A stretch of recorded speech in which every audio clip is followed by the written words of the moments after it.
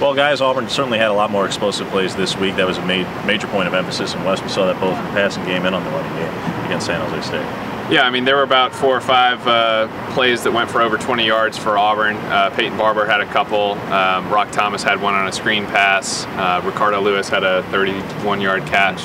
And so this is something that, the coaches have been saying that they've been missing pretty much all season. And, they finally got some of those plays. Of course, it comes against San Jose State, so I don't know, how optimistic you can really be about the offense given the team that they played.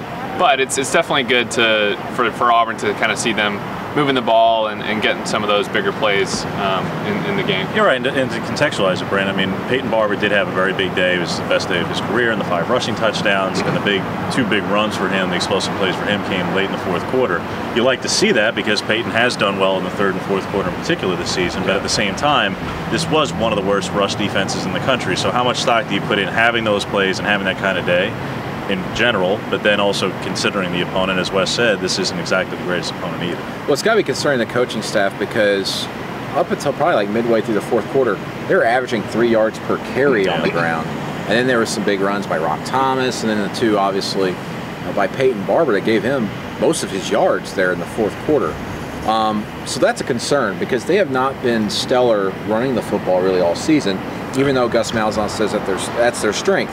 What's helped their numbers is in the 4th quarter, for whatever reason, maybe it's because they're wearing people down, that's when the explosive runs happen. But the one thing that I do think is a positive moving forward is actually the passing game, even though there was only 10 pass attempts.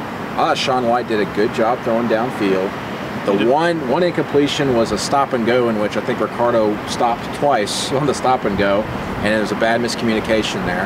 One pass to Jason Smith which was dropped. Maybe he should put it over the other shoulder, but he should have still caught it.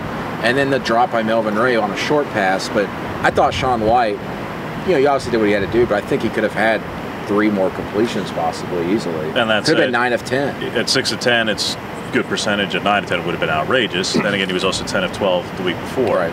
I will say that while Shaun White, again, didn't make the costly error, didn't make any errors really against San Jose State, he didn't have a touchdown pass either. Now, the 72-yard pass that would have been to Jason Smith, probably not on him, but nevertheless, he didn't lead them on a touchdown pass. And this offense, while Brett Lashley and Gus Malzahn may say that they won and that's what matters, and that yes, but they're saying that if they need to throw for 300 yards to win a game, that they're confident that Shaun White can do that. Now we've seen that level of confidence and discussion before when we looked at Nick Marshall back at the beginning of 2013 and asking before the Mississippi State game, hey, if you have to throw, are you confident? And then sure enough, he led a 2-minute drive.